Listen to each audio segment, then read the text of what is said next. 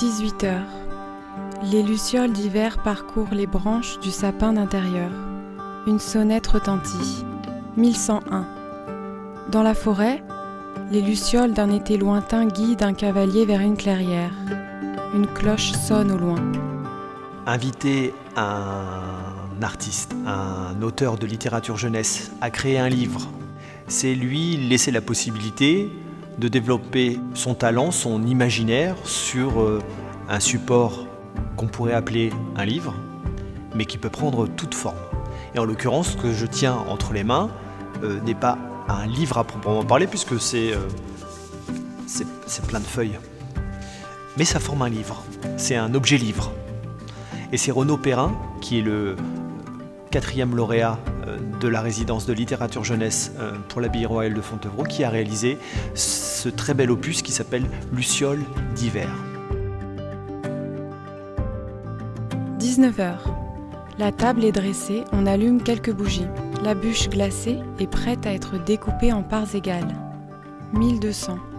Les arbres sont couchés, les charpentiers équarrissent les troncs. Des maçons taillent avec précision les pierres de calcaire. C'est l'histoire de quelqu'un qui découvre l'abbaye de Fontevraud un soir de Noël et qui le découvre par le prisme du monument, des espaces, des expositions, des installations d'artistes, mais qui se mettent en lumière le soir de Noël. Et c'est moi, lecteur, qui mets en œuvre cette lumière. Et la lumière, c'est le fil rouge de Noël. Symboliquement, c'est quelque chose de très important. C'est vraiment le moment de la naissance, c'est une lumière, une bougie qui s'allume. Et en fait, cette lumière qui va activer 2 images, puisqu'en fait, elle active une première image qui est celle de Noël, qui se reflète dans une image de Fontevraud, qui, elle, bénéficie de la lumière et crée une autre image.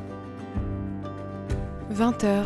Des bandes lumineuses clignotent sur les frontons des maisons. Les invités sonnent à la porte. Les enfants n'ont pas encore sommeil. 1300. Les pages blanches du livre scintillent sur le visage de craie d'Aliénor d'Aquitaine. Endormi pour l'éternité. Quel que soit l'endroit où on se trouve, au centre du cloître, dans l'église, dans la cour des infirmeries ou à l'extérieur, au chevet, à côté des cuisines, l'architecture, c'est le vocabulaire de Fontevraud. C'est vraiment une débauche de formes, de ronds, de cercles, de carrés qui sont articulés et qui forment ce monastère absolument incroyable.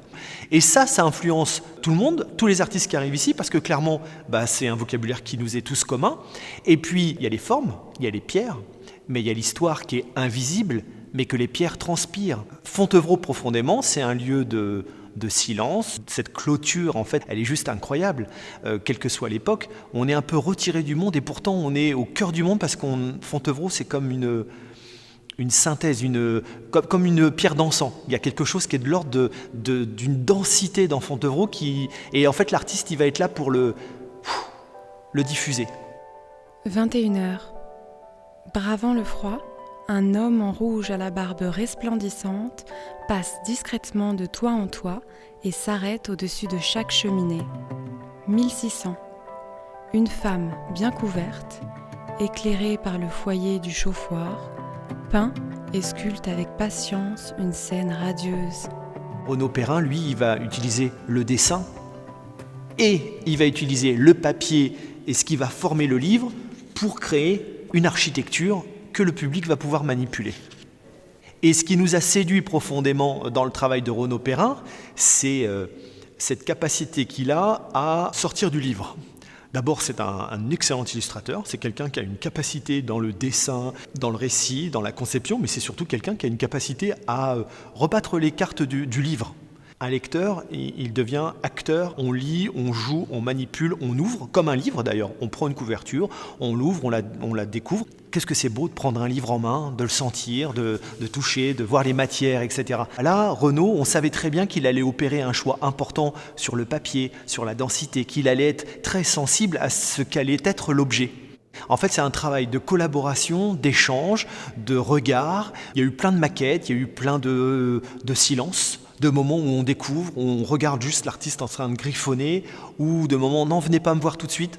Ça, c'est la magie, une des magies de Fontevraud. C'est-à-dire que c'est l'espèce de cercle vertueux qui est de se dire qu'on accueille un artiste, que cet artiste, on l'accueille bien, on l'entoure, on discute, on lui fait découvrir le lieu, tout son territoire, mais que tout ça n'a que pour objectif que celui d'une rencontre avec le public.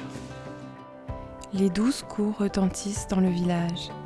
Sur la route du retour. Maintenant, je crois que la chose la plus simple à faire, c'est peut-être de prendre ce livre, de prendre cet objet, de prendre Luciole d'hiver, de le manipuler, de l'articuler, de le lire et de se laisser bercer par les images qui sont ainsi créées.